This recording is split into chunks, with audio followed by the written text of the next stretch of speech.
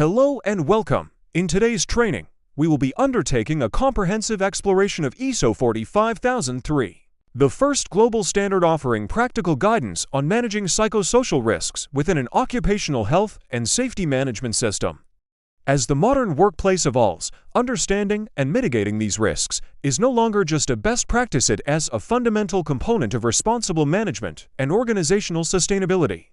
Throughout this session, we will define what psychosocial risks are, unpack the structure and key principles of iso45003, and discuss how it seamlessly integrates with the well-established iso45001 framework.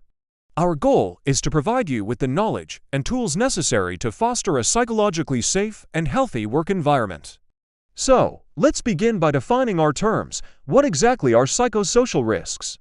In the context of occupational health, psychosocial risks are aspects of work design, organization, and management, as well as their social and environmental contexts that have the potential to cause psychological or physical harm. These can include issues like excessive workload, lack of control over one's work, unclear job roles, poor communication, workplace conflict, or inadequate support from management and colleagues.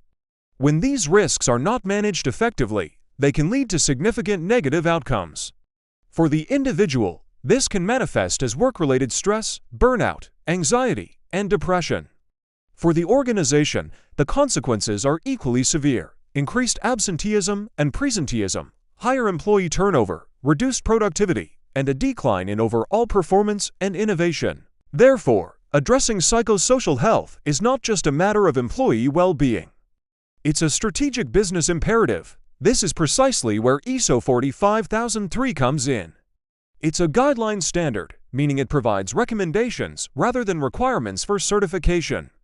Its full title is Occupational Health and Safety Management, Psychological Health and Safety at Work, Guidelines for Managing Psychosocial Risks.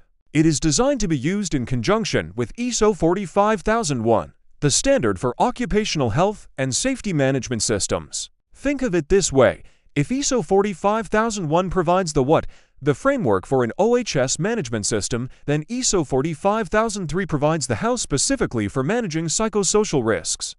It helps organizations integrate psychological health and safety into their existing OS framework using the Same Plan Do Check Act, or PDCA, model.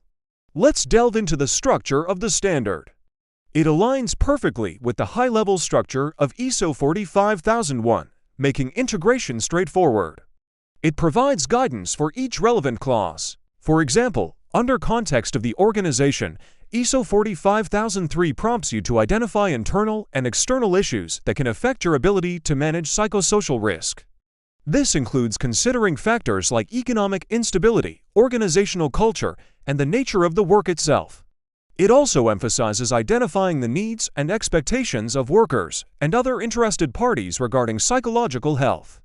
Under leadership and worker participation, the standard is unequivocal. Effective management of psychosocial risk requires a visible and unwavering commitment from top management.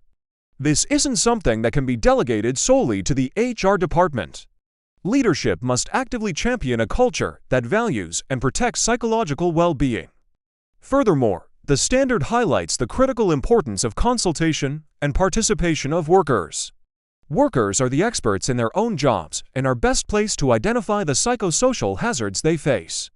Their involvement is essential for developing effective and sustainable solutions. Moving to the planning phase, ISO45003 provides detailed guidance on how to identify psychosocial hazards. It categorizes them into three main areas: aspects of how work is organized, social factors at work, and the work environment, equipment, and hazardous tasks. Examples of hazards under work organization could be poor role clarity, high cognitive demands, or a lack of autonomy. Social factors might include poor relationships with supervisors, workplace bullying, or a lack of social support. The standard encourages the use of tools like surveys, focus groups, and risk assessments to systematically identify these hazards. Once identified, the risks associated with these hazards must be assessed, and opportunities for improvement must be considered. The support clause emphasizes the resources needed to manage psychosocial risks effectively. This includes ensuring competence, making sure that managers and workers have the training and awareness to recognize and deal with psychosocial issues. It also covers communication strategies to raise awareness and provide information about available support systems like employee assistance programs or mental health first aiders. Now we arrive at the operation clause, the do part of the cycle. This is about implementing control measures to eliminate hazards or reduce risks. ISO 45003 advocates for the hierarchy of controls. The most effective measure is elimination, for instance, redesigning jobs to remove excessive workload.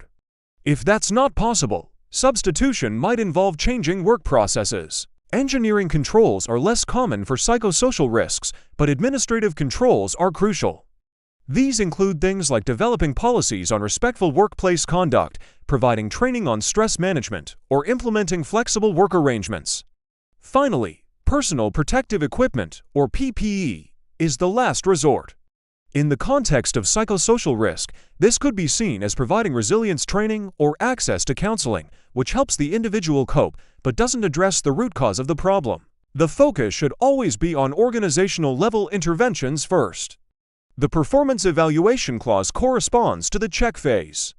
Here, ISO 45003 guides organizations on how to monitor, measure, and analyze their performance in managing psychosocial risks.